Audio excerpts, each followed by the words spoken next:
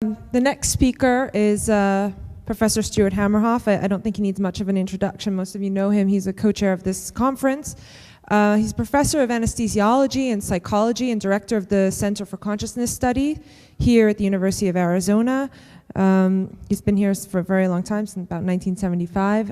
And he's going to, like I said, give us an overview of Marcus Reichel's ideas, which is kind of a different take, and we'll see how these two theories can come together, or if they can. And he's going to also give a little bit of his own ideas, but I'm told he's not going to talk anything about quantum or microtubules. So, thank you.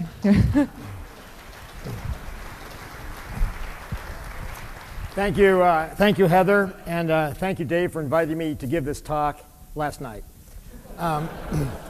Actually, I volunteered. I'm a big fan of Marcus Reichel's work. I first met him probably about 15 years ago in neurosciences, where he and his colleague Matthew Fox were talking about how consciousness, in their view, actually did not require a lot of energy, that the brain needed a lot of energy to get to some kind of baseline state. And once that was set up, the consciousness per se required very little energy. The metaphor they used was like a phone company builds a phone system, but to make a call requires very little energy. So, but I'm not Marcus Reichel. I did stay at a hotel Arizona last night, but I didn't get much sleep. So from Reichel's abstract, he quoted this from William James. As you can see, and obviously we heard about William James yesterday, whilst part of what we perceive comes through our senses from the object before us, another part, and it may be the larger part, always comes out of our own head. Now, I agree with this, and another metaphor or anecdote that has to do with Reichel was a couple years ago. I was at an anesthesiology conference. I was listening to a speaker talk about the kind of study that Professor Schulman talked about, looking at PET or fMRI metabolism. As a patient goes under anesthesia, goes to sleep, and there's loss of consciousness, and the whole thalamocortical system goes way down in terms of energy consumption. And this speaker, I think it was Mike Alkire, whom he mentioned, was saying, well, there's a thalamocortical switch. If you turn off the thalamocortical switch with anesthesia, there's no consciousness. So I got up and I said, well, what about internally generated states? And he said, like what? I said, well, the example I gave was, well, what about Zecchi's V4? If you stimulate there, you get pure color. And they said, well, get real. Let's give us something that actually happens in real life. And I said, I think Reichel's work was in my fringe consciousness. And I said, well, mind wandering, daydreaming, internally generated states, that sort of thing. And they kind of looked at me blankly. But I think his arguments are a good antidote to the idea that anesthesia works simply by blunting a thalamocortical switch. Anyway. The kind of concept that Dr. Schulman and most people take, I think about the content of consciousness comes from Descartes, that the content is like a play on a stage, the Cartesian theater, as Dennett called it, with inputs going to the stage and then the audience. Of course, the problem is who's the audience, and that's the hard problem. But putting that aside for the moment, this led later to computer architectures, AI and neural nets, CPU, global workspace, the same sort of architecture, that all these inputs came to one central area, and that was the content of consciousness. And in the 70s, 80s, and 90s, a number of people, including Bernie Bars, our own Bernie Bars, as well as Edelman Tononi, a number of other people, cast thalamocortical oscillations as the Cartesian theater.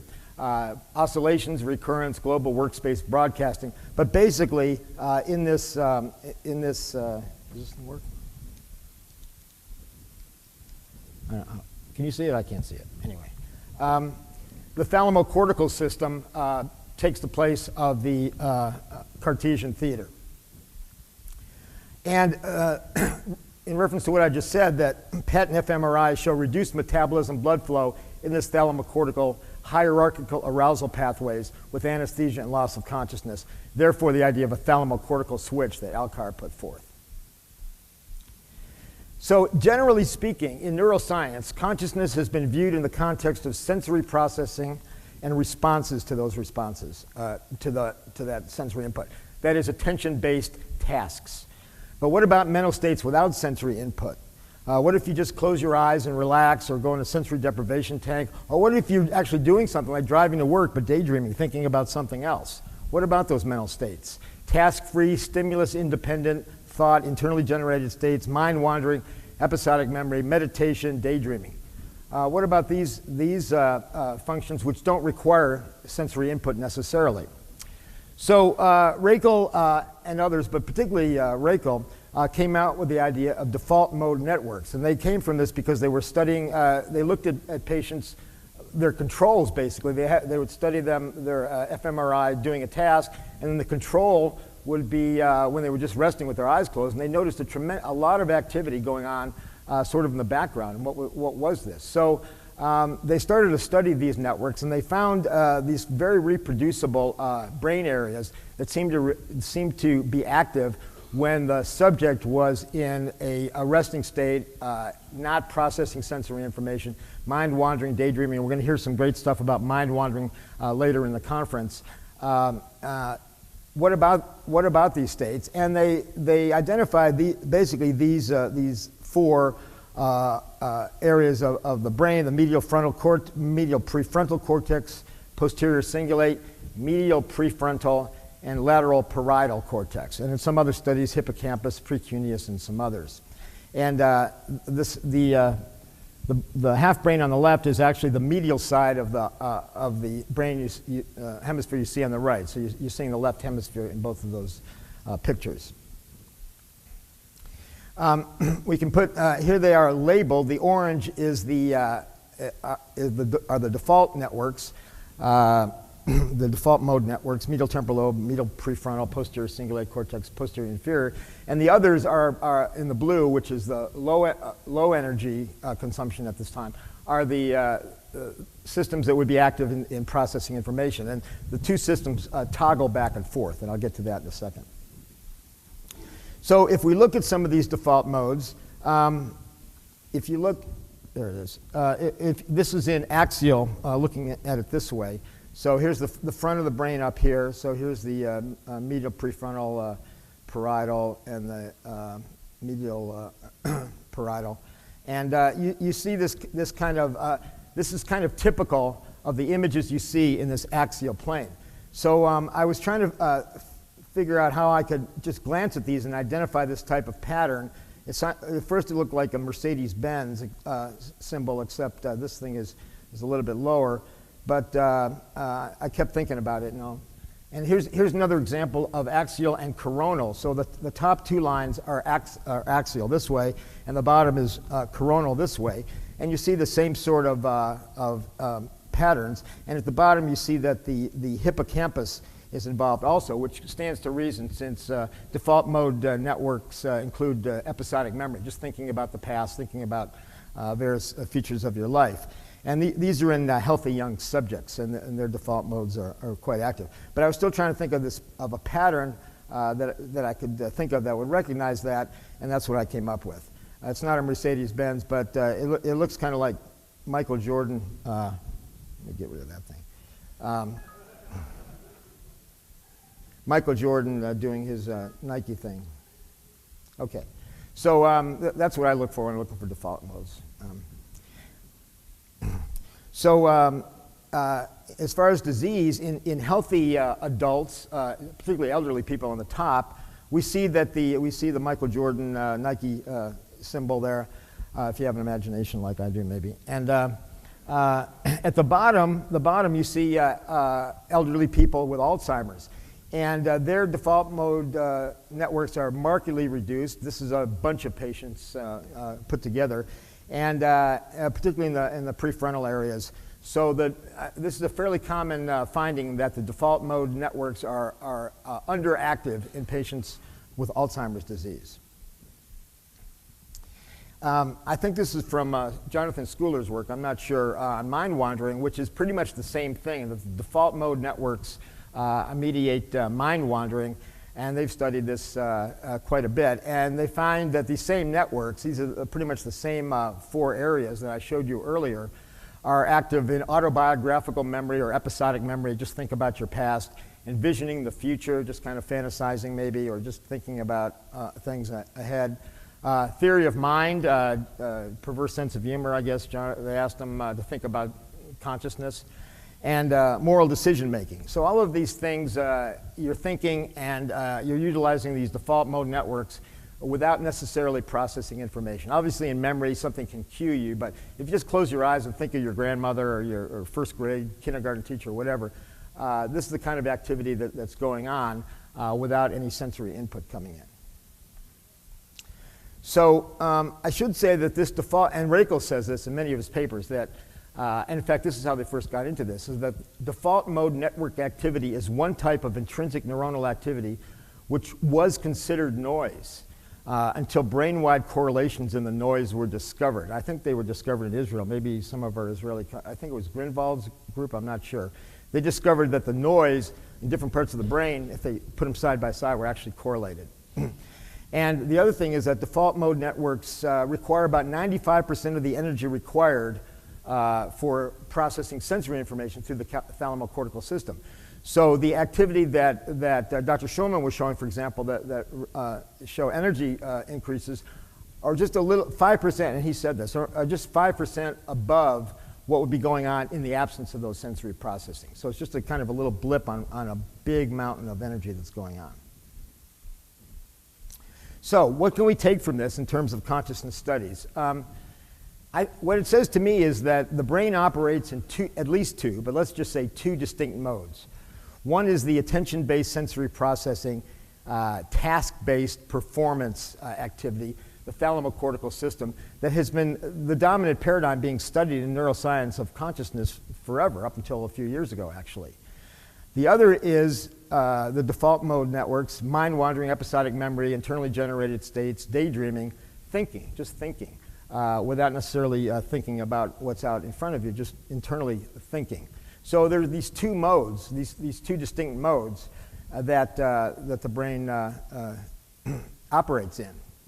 Let me just elaborate on some of the other aspects about the default mode networks. I mentioned a few here, but a number of things have been attributed to or associated with default mode networks: episodic memory, introspection, self-referential thought, daydreaming, mind-wandering, envisioning the future, as I showed you, gauging others' perspective.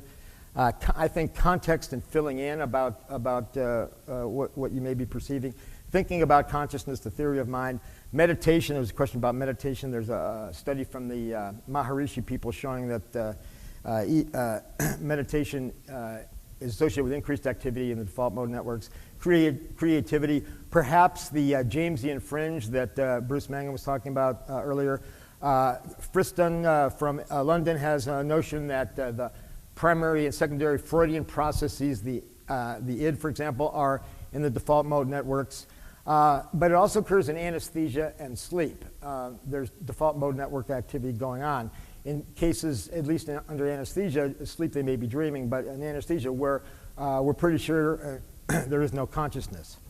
So these are functions that have been associated with or attributed to default mode networks. Also, I showed you that it's default mode network activity is diminished in Alzheimer's disease and also some reports in autism, and may be overactive in schizophrenia, anxiety, and OCD. There's a number of reports about this. Some of it's conflicting, but generally there are changes along these lines. So let's go back to the, I think what's the real punchline here is that the brain operates in these two distinct modes and actually flips back and forth between the two modes on the order of very roughly 10 seconds. So these are called the anti-correlated networks. And this is also a discovery of Mark Rakel. Published in PNAS in 2005, where you see at the bottom, for example, where's the cursor? So here's the Michael Jordan Nike thing in the yellow, and the blue, which would be the low activity, is out of phase. So up here, the blue is active. So up here, he or she, or this group of subjects would be in processing sensory input. They'd be in the thalamocortical, paying attention, task-oriented type mode, and then down at the bottom they've flipped into the default mode network and they're daydreaming and thinking about how boring this lecture is and why they want to go to the swimming pool or something like that. So the two modes flip back and forth roughly on the order of 10 seconds. Could be faster, could be slower. And you know, that's kind of right. I drive to work every day down the hill to the hospital, and sometimes I'm paying attention to the road, but then everything's smooth, and I've been down that road a million times, and I start thinking about something else, you know, my cases for the day, or why the Wildcats lost to the Sun Devils, or something like that. And I'm kind of mind wandering, so I'm flipping back and forth between the default modes, and then a horn honks, and I'm back into the thalamocortical sensory-driven attention-based mode. So this raises a number of questions. Number one, how does switching between the sensory attention task mode and the mind-wandering default modes occur? I heard a talk last night in the concurrent by Kevin Brown from the Santa Barbara group, the mind-wandering group, and he was saying that the locus ceruleus is the switch, kind of a toggle back and forth, and the switching is based on what I get, more or less the saliency of sensory inputs from the brainstem coming in. So if something lights up the amygdala or has fearful connotations, that's going to get the attention of, that's going to cause the locus ceruleus to switch from default mode back over to sensory processing. So you better pay attention because something's coming at you, or you got to deal with this. So that's the idea, that the locus ceruleus may be the switch. Another question, what is or are the functions of the default mode network activity? Now, Rakel says that it's basically synchrony and orchestration. And for example, in one of his papers, he says that default mode networks synchronize all parts of the brain. So like racers in a track competition, they are all in a proper set mode when the starting gun goes off. Okay? He also says, along similar lines, that the default mode network is the orchestrator of the self. The DMN is thought to behave something like an orchestra conductor issuing timing signals, much as the conductor waves the baton, to coordinate activities among different brain regions. This cueing among the visual and auditory parts of the cortex, for instance, probably ensures that all regions of the brain are ready to react in concert to stimuli. Now, I respect his work immensely and his ideas, but I don't agree with this for a couple reasons. Number one, the default mode network itself can be conscious at some times and non-conscious at other times. And even if it were serving as a function of conducting and orchestrating things, then you have the problem, you kind of get into a homunculus infinite regress problem, because the conductor should have a little conductor inside his brain, and that conductor should have a conductor inside his brain. And we've seen this before. This is the homunculus problem, where you go all the way down, and where does it end? So I don't think the conductor, the orchestrator or conductor, or the starting gun synchronizer guy idea really explains what we need to understand. So the third question, the question for this conference, what about consciousness? What does default mode network activity tell us about consciousness? Well, the thalamocortical sensory processing and behavior can be either conscious or non-conscious. When I'm driving down the road and thinking about the basketball game that we lost, I'm not really conscious. Well, to some extent, I'm not conscious of the road. I'm on autopilot, okay? My mind is somewhere else. I'm on autopilot. And in response to what Professor Schulman said about responding to command under anesthesia, generally when patients first wake up, we do ask them, squeeze my hand or raise your head or something like that for various reasons. And there's some evidence to suggest that when they first wake up and they do behave, that they're actually not conscious, that they're in a zombie mode. And if I had time, I'd go into explaining that. But 1 MAC of anesthesia, the ED50, is where 50% of the patients will move or not move, and movement in response to a stimulus. So that's behavior right there. And we know you have to, consciousness is erased down between 0.2 and 0.5 MAC. So there's that zone where they're behaving in response to stimulus, and in some cases in response to command, but they're not conscious, at least as far as any evidence suggests. So behavior per se is not a marker of consciousness. Now the default mode, so the sensory processing can be either conscious or non-conscious, but also the default mode network activity can either be conscious or non-conscious also, because we know it happens under anesthesia. So the first one, thalamocortical processing, driving to work, can be either conscious or non-conscious. I could be driving on autopilot or in zombie mode while daydreaming or mind wandering.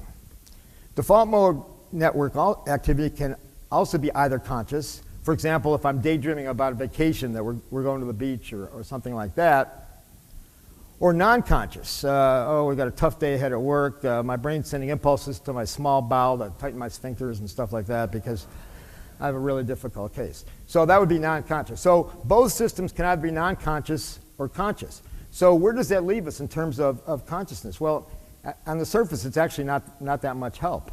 But what can we glean from it? Because it does tell us a lot.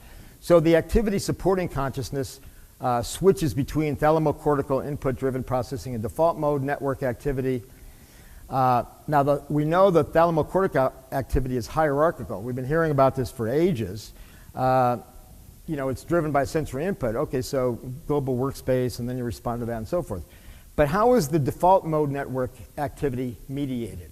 In other words, there's no driving force. If you're not processing sensory input, what determines where that activity goes and what you think about? What's driving your train of thought or your conscious mind around your brain? And this seems to beg for some kind of self-organizing system within a greater computational network. That consciousness may be some kind of self-organized subsystem moving through default networks sometimes or moving through the thalamocortical system at other times. And actually moving literally from one to the other. So you could say, and I will say, that consciousness switches between the two modes, between thalamocortical input-driven and default mode network activity. Could consciousness involve some self-organizing neuronal processing moving between these two modes? And the corollary, what distinguishes conscious from non-conscious brain activity? Professor Schulman mentioned gamma synchrony. I talked about this 2 years ago, but let me just briefly say that gamma synchrony, EEG, coherence in the gamma synchrony among different brain regions is the best correlate of consciousness.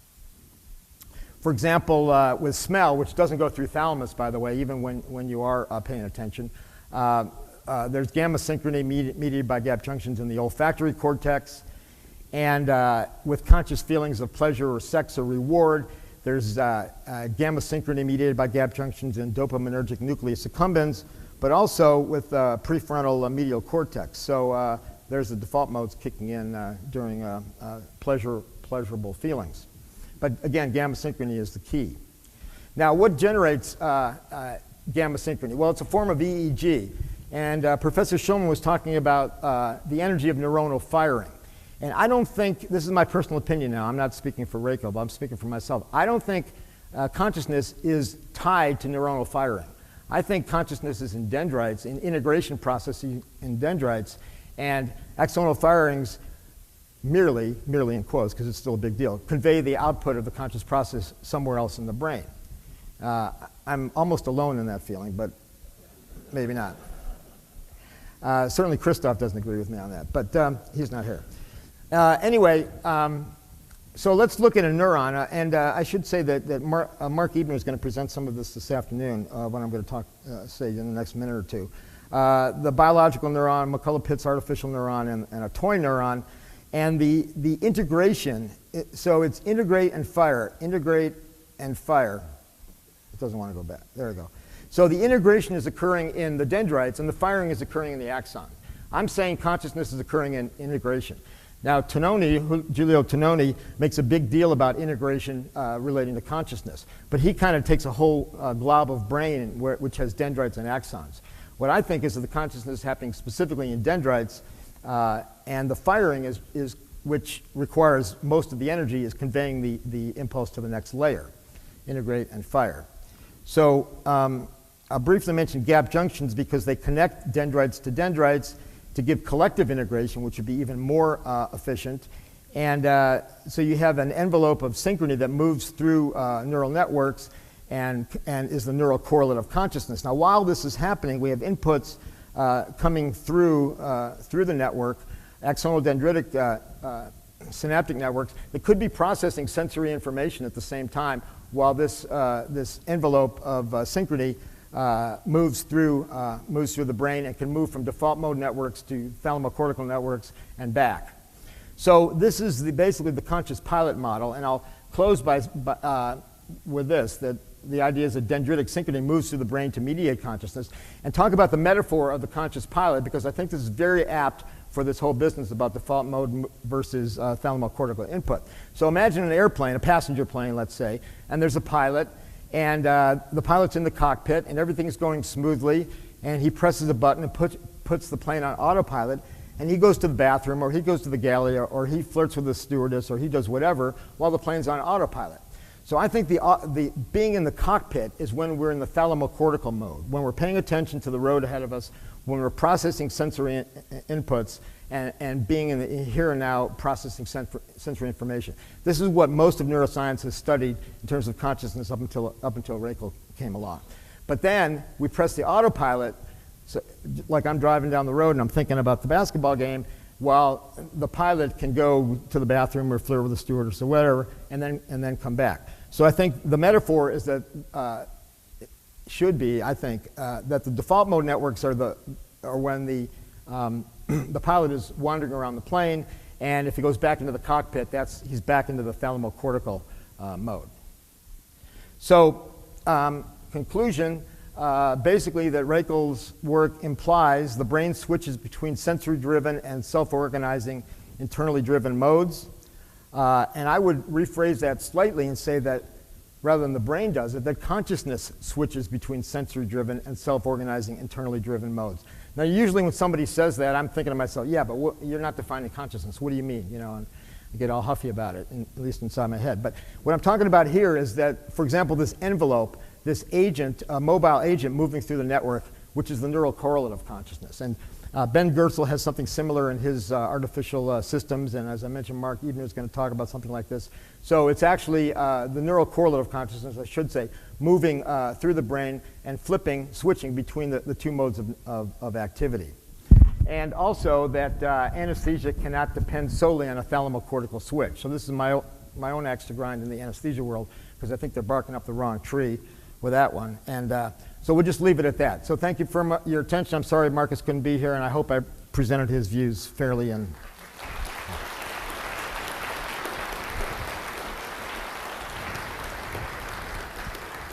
thank you. I think that was really an excellent summary. So thank you very much. We'll have time for just one or two questions. And anybody? There's one up in the back. Yeah?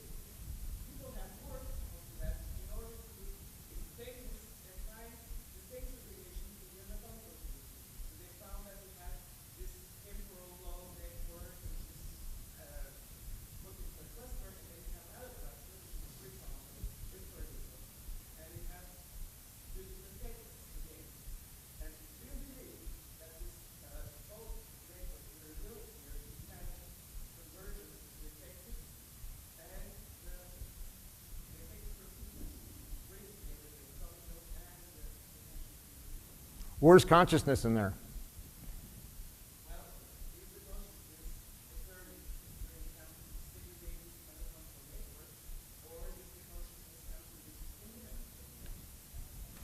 Yeah.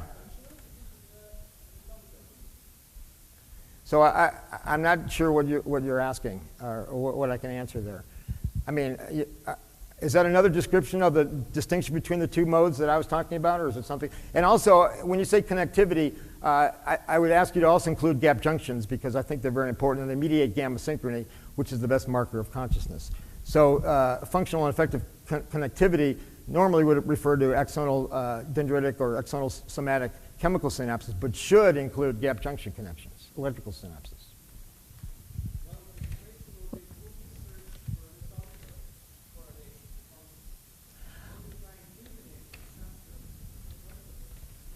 I would say no. I think pretty much anywhere in the brain can be conscious.